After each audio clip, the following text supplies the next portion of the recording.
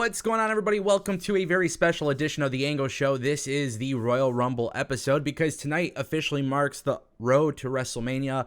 Obviously, a lot of excitement online, a lot of friends, a lot of people texting and reaching out about the Royal Rumble. Everybody's making their guesses, their predictions. Everybody's on social media trying to figure things out.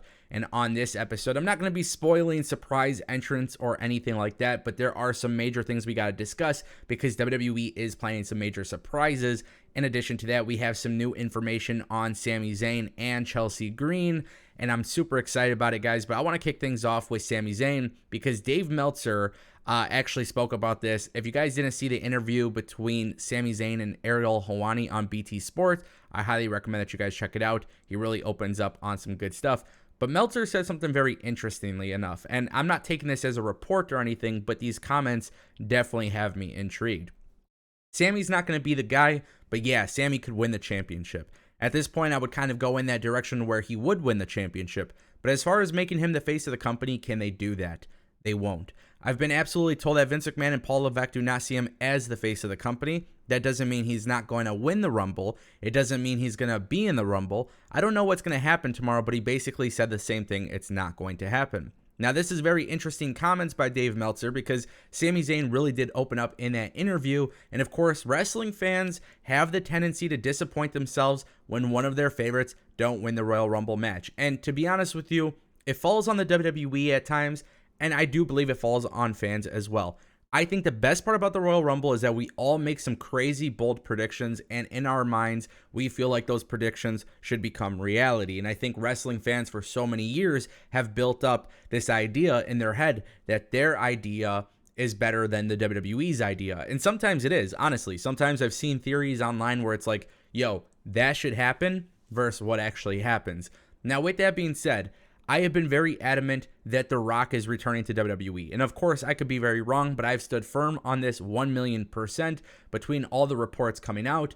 If you guys missed my prediction video, you should definitely check it out because I explain it a little bit more there. But, you know, the Royal Rumble is about swerving people, right? There's going to be surprises. There's going to be things that we expect and things that we don't unexpect. And I think right now there is a bigger story with Kevin Owens and Sami Zayn being the ones to dethrone the Usos. And I don't want to see WWE call an audible from that just so they could put a championship belt on Sami Zayn. Would it be a star-making performance? Would it be absolutely massive? Would it be a good idea? Yes to all of those answers. But ultimately, I feel like the part of the story should not go away from where it was, and Sami Zayn being with Kevin Owens is ultimately where it should go. As important as it is that Roman Reigns drops one or two of the titles at some point, it's just equally as important that the Usos also drop their belts at some point. And this is where I am definitely intrigued to see the route that WWE goes. Now, keep in mind, this is Triple H's first Royal Rumble. He has been killing it with pay-per-views. WWE's PLEs in the last 6-7 months have been really good. And I don't want fans to have this expectation that Sami Zayn is going to go into the Rumble and win. But also, it's WWE's job, if they're not going to have him win the Rumble, it's WWE's job to logically formulate a storyline as to why he gets eliminated, which then prolongs the initial story. Or two, it should pretty much set the tone that anything could happen at the Royal Rumble. And I think that is really what the most important portion of this is. We know Brock Lesnar is going to be in there. We know Lesnar is going to be in there. And I'm going to throw in a couple predictions in just a little bit, even some more predictions since my prediction video. So you definitely don't want to miss that. Speaking of the Royal Rumble, Chelsea Green has been rumored to return for a while. We knew she signed to the WWE a while ago, but there was a report that came out from Fightful Select that has actually been really cool. I thought this was great because now we kind of have an idea of some creative plans for Chelsea Green. Sean Ross Sapp of Fightful Select reported that there have been tentative creative plans for her to play a comedic Karen-type character based on what they've heard. Now, I believed, and if you watch this channel on a regular basis, you know that I have spoken a lot about Matt Cardona and Chelsea coming together as a really big storyline for Miz and Maurice at WrestleMania. And I've stood very firm on that. I haven't changed my mind on that. And this is one of those situations where, as a wrestling fan, I just feel like it makes the most sense. But the more and more that I think about Chelsea Green playing a Karen-type character on WWE television, honestly, it does make a lot of sense as well. And I think she's got the acting skills to do it. I actually think Everybody hates a Karen, right? So this is one of those things where Chelsea Green could actually get over on the main roster, having this comedic type role. And then eventually, once it's played out, WWE could kind of transition her into something more. What does a Karen type of character look like on WWE television when there is not necessarily an authority figure is really intriguing to me. At the end of the day, Adam Pearce is somewhat the authority figure, but he's not a general manager. Maybe there's something that you can do there with Chelsea Green constantly complaining to him. The best part about this, though, and I really want to mention this, the women's division is stacked. Not every single female on the roster can go and win the women's championship for Raw or SmackDown. But you want to see these people on TV. And I always say wins and losses don't really determine how strong someone is booked. It's about how they are actually booked, how they are positioned when they're winning and losing. The cool thing about this is if Chelsea Green is a Karen, you can do a variety of matches of her just complaining to Adam Pearce that she's like people are cheating her and like ruining her matches and getting involved and cheating and all of these different things. And then I think you could kind of mold this Karen character around that. It actually could make a lot of sense. It's going to annoy a lot of people, but that's kind of what it should be. And then eventually Chelsea Green, whether she wins or loses, people are like, okay, you know, there's something there. Because at the end of the day, WWE is storyline driven. It's very character driven.